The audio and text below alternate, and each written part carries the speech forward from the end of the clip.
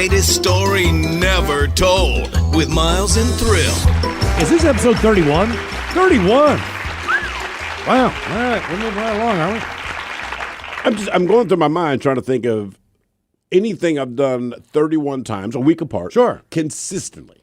And how many times can you throw someone under the bus? We're going to get to about 120 episodes and figure out we have no one else to really throw under the bus without giving too much trouble.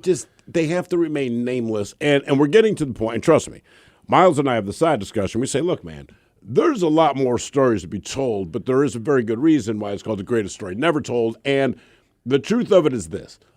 Sometimes the timelines might implicate people. We're not worried about us. So a lot of people. We'll have to set up, so I don't know, if it happened, say New Orleans, we'll say it happened in Topeka, and if it happened in Right, we got to really switch this up a bit. 1999, it happened in 1982. Yeah. We'll get there. And by the way, if you heard a commercial at the beginning of the podcast, that's fantastic. But we have unofficial sponsors here on The Greatest Story Never Told, and all we do is ask you to go to the Fisher House's website, fisherhouse.org, and from there you can make a donation. By the way, if you are not familiar with the Fisher House, they are a group that has homes beside military hospitals, much like the Ronald McDonald House.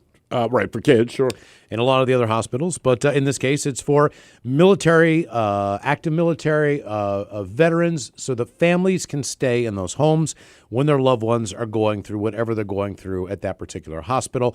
Often cases, rehabilitation takes weeks at a time.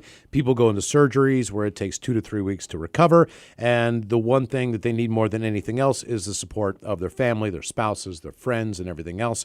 And the Fisher House offers those families to have a place to stay while their loved ones are in the hospital. But you got to think about it. You know, you could be stationed in Washington State, but the truth is your family lives in Tennessee, right? 'Cause you're working, but your family lives in Tennessee. Something happens to you. They put you in a hospital here.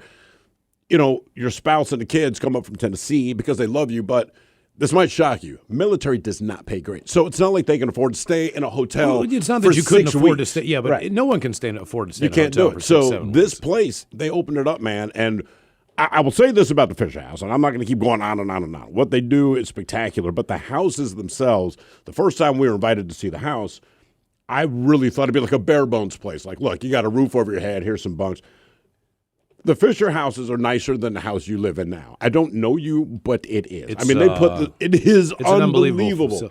So we've been involved with the Fisher House for a long time. Decade. Over a decade. And with Elysian Men's Room Red, we've always said, like, look, the most important thing is a portion of that proceeds go to the Fisher House. And that has stood true since the moment the beer came out with Elysian Brewing Company. Never changed. We encourage you to buy the beer simply because it is a portion of the proceeds. It's a good-sized portion. I don't know where we're at right now as far as the overall number. Last we checked, it was somewhere over $600,000, which is ridiculous. Thanks to you guys drinking beer. So and keep in mind, Men's Room sausage from Uli's. That's another source of a way that you can give back. That's not a euphemism if you're unfamiliar. Exactly. So we try to do our best, and we don't. Look, just go there and say it's from you. You know what I mean? We don't, you just say, hey, I want to give some money to the Fisher House. We've encouraged you to do that, and then you'll become an official sponsor of The Greatest Story Never Told. So we get this one. And this deals with the story we had involving Amy. And she had written in and said that she had been going through some issues. She lost her lower part of her leg. Mm-hmm. She was in great spirits, but her family was able to stay in the Fisher House. And she owes us cookies. That has not happened yet. And we're going to assume that if you are on Mike, episode that's right. 31 right now, that you probably heard this episode because you probably didn't go from episode 5 to 13. So you know she owes us cookies. Yeah, so if you're this deep into this thing, you already know that. But it says, Ola Bacholas, I'm here in gorgeous Bozeman, Montana, catching up on The Greatest Story Never Told on a beautiful hike, and Amy's story came on while I was hiking.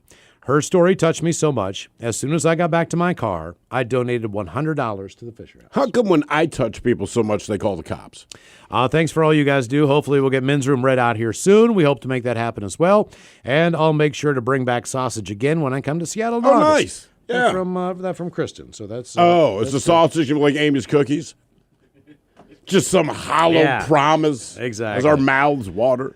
And then I'll read you one more, and we encourage you to do this, too. If there's ever been something in your life that has happened and you want to leave the names out of the equation, but you feel it's worthy of the greatest story never told, because this is not a story that you readily like to tell, just shoot us an email to the men's room at mensroomlive.com. So wait, someone's sharing their story with us?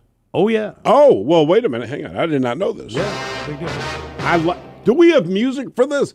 We have not had someone share an untold story with us. I had no idea this was happening. Yeah, Come on, man. Well, hell, I mean, What kind of, surprise, is it dramatic? Surprise. Is it good? Oh, Can you just play some music? Let's set a scene. Am I watching a movie with my daughter? What's happening? How's it going to end? Who's going to die? What he's going to do? Yes, I'm your very, very ugly daughter. All right, yes, here we go.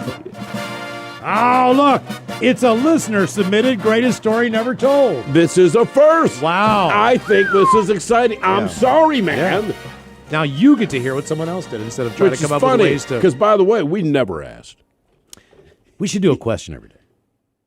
You mean like question of the day on the radio show? And then we could get people to call in. Ooh. And then they could share their stories with us. It's kind of like that seems so easy. It's kind of like doing an interview, which we don't do much of, but you do it for 2 hours and 10 minutes of the show every day. So really, you're interviewing somebody, but it's a different person all the time, and it's a listener. I'm going to go 2 hours 12 minutes. Okay, all right, whatever you want to do. Guys, no names, please. I was in my early 20s. Hi, Gertrude. In peak physical condition, always drunk and or high. I'm hanging out late one night, and my sister comes home late. She is crying in a bad way, hysterical, and I can't get her to calm down. Through her sobbing, I find out she was at a party, drinking, drugging, the usual early 20s stuff. And she said, this guy raped me. Jesus. I get a first name. He's wearing a yellow striped shirt. I find out where the party was, but he's already gone. He's on foot, and he's with 2 friends. I call 20 people, and we comb the area in 5 separate cars. I see 2 guys walking down the street, drunk, stumbling, goofing around. One dude is wearing a yellow striped shirt. I roll the window down and ask him if his name is so-and-so, and he says yes.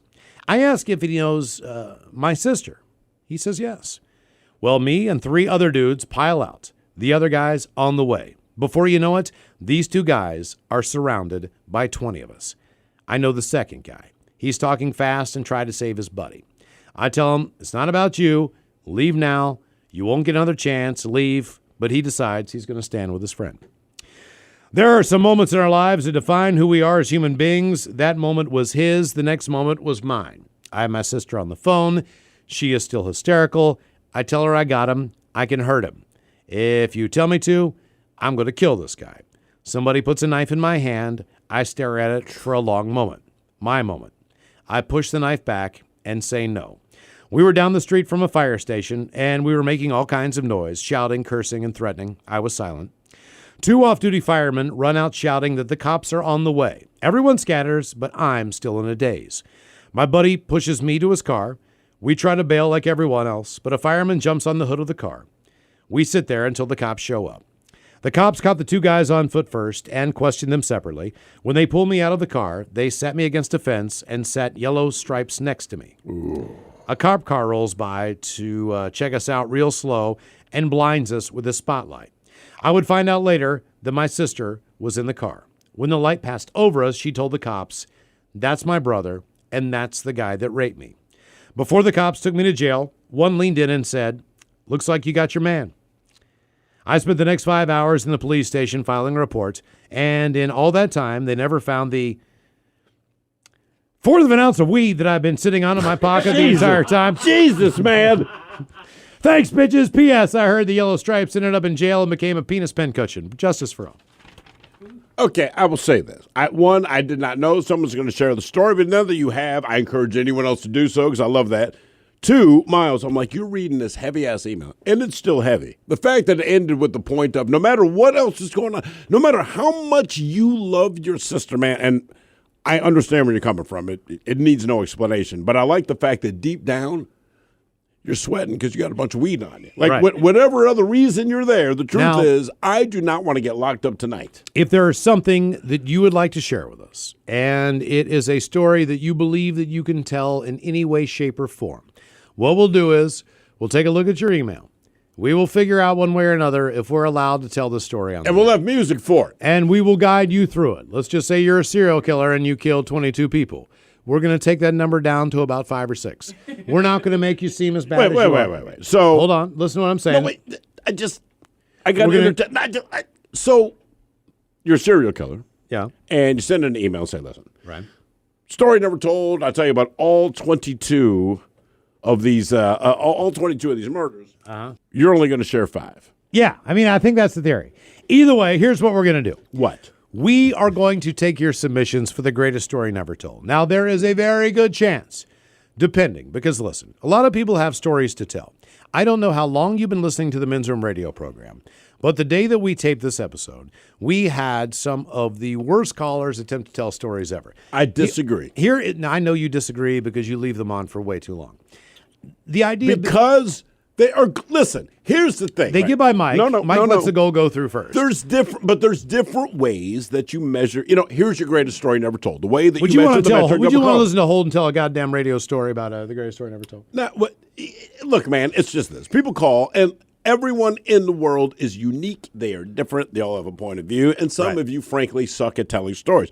There's no doubt about it. But there's a difference between sucking at telling a story where it is dull, it is dry, and for no particular reason we want to bring harm to you, or you're just not good at telling a story, but somehow you're mildly entertaining. But you still want to tell the story. So we are going to take your submissions, all right, for your story on the greatest story never told. And we're going to, as long as you send us a quick email, say, look, here's what happened. I would love to tell a story that I rarely tell. Obviously, the reasons are included in this. And we will take a look at that and say, all right, what can we maybe, as we do on this podcast every single time we do it, we edit ourselves incredibly because we have to, based on the fact that A, we're both married, B, we're both married, and C, most importantly, we're both married still. So we'll take those kind of things into consideration when we look at these things. But if you would like to submit, please do so at the Men's Room at mensroomlive.com. If we could figure out that you might be decent at actually telling your story in person, we'll invite you onto this podcast. Wait. You just gave me grief because I leave the caller on too long because I have faith in humanity. The funny thing is I honestly don't. But I have faith in humanity that maybe you're going to tell this incredible story. And you're going to give me grief. And look, you got to remember, every time we do the show, it's a crapshoot. We do not know you. We do not know your ability to tell a story. Miles, I know. Sometimes I'll leave them on too long. Sometimes you're gone too quick. But now you are saying, for the purposes of this, instead of reading the email like you just did, right? Well, we'll give someone the opportunity. You can spice it up with music. We can do anything we want. We could recreate it like if it was made for a Lifetime TV drama. We could create a script around it. But you're saying, no, please be on the show. Okay, for an example, I could tell a story right now about a bar that I was at almost burning down with Kiss playing in the background, right? The story's fairly simple, but the way that you tell the story is very important as far as the details involved in the story, right? Agreed. But if you hem and you ha and you and you give like information that has no relevance to the story, we're going to figure out a way to cut that crap out real quick for you and just get to the heart of what you have to say. Mike, here's an example. Me and Miles are in a different city. Doesn't matter the city. We're snorting cocaine in the home of a person we know, but that person doesn't know we're doing it, so we're doing it in the bathroom. We're both aware. But as I do this one line, I realize this man's pubic hairs or beard hairs, whatever it is. It's pubic hair. No, it's facial hairs. It's something. It's something. It doesn't matter. But they're on the counter. But every time I snorted a line, there were fewer also of his facial hair. No, so he spilled half the bag on the every sink. time I snorted cocaine, I knew for a fact in the moment. No, I was the one who came back and told you. I just snorted up half of Marcus's pubes and that canker of coke that you did not tell me. You said, hey, man, are you also snorting Marcus's pubes? And I started dying. So I'm like, I don't want to say anything. Now, does it matter to you what city we're in? It's irrelevant. No, it doesn't. Exactly. So please the story is about disappearing pubic hair, and we have adjusted them, and that was the story we were going to tell. Yeah. So Miles hit me with the. We'll get to that story about Albuquerque Coming up Yes. here in the next couple of episodes. That's Yes, that story. We should write that down. Albuquerque. That happened. So no matter what How you about say, this? How about it this? happened in Albuquerque. How about we do that? Every frickin' story you send in happens in Albuquerque. And that we'll way know- you don't have to go like, do you know if you're going to Carnation and then you make it right in Sketch But and here's you're the kinda thing. on your way to Mount Vernon? No one gives a Just get to the story. We will know that it happened in Albuquerque if you name any city Right. other than Albuquerque. Yeah, so we know it didn't happen in Albuquerque. Okay, there it is. So from Albuquerque. here on out, we've established on the greatest story never told. Every story. Every goddamn thing in your world happens in Albuquerque.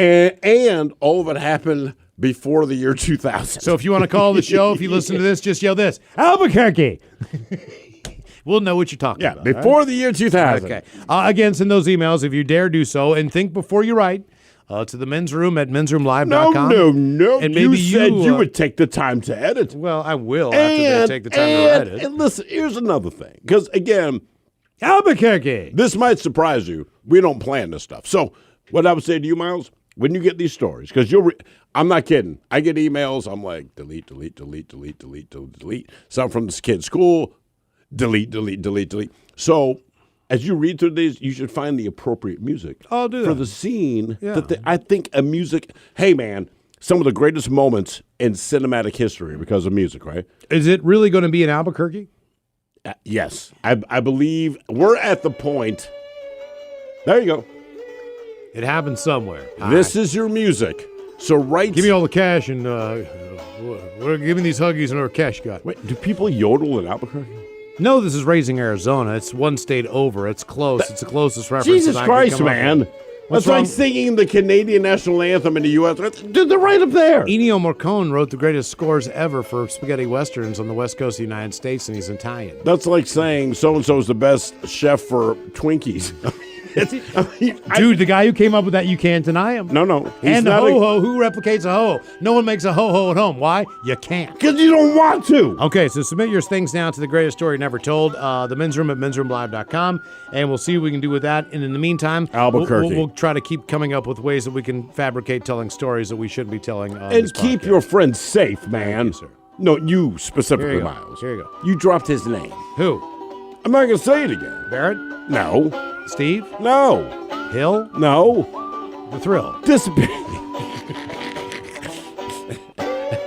No. I see what you're doing there. The disappearing pubes. Oh, yeah, that guy. Yeah. You already said it. Well, we snorted his pubes. I did. He needs a shout-out. He's part of me now. I'm sending him this podcast. I really You have to. He has no idea. He's such a good guy, too, and I feel Great terrible. guy. He's Sorry a about really that. good Marcus, guy. you, Very clean hospitable. Clean the pubes off your sink, brother. Because someone might be snorting coke off of him at 8 o'clock in the morning after a red eye. You know how we In know you're Albuquerque. filthy? You know how we know you're filthy, Marcus? We snorted your pubes off the top of your kitchen sink. Now, we might be bad drug addicts, but you are a disgusting human being. We're Seriously. hygienic. God, man. Get a manscaper. All right, Rob, bitches. We'll see you for episode number 32. Maybe you'll be on. You've been listening to The Greatest Story Never Told with Miles and Thrill on radio.com.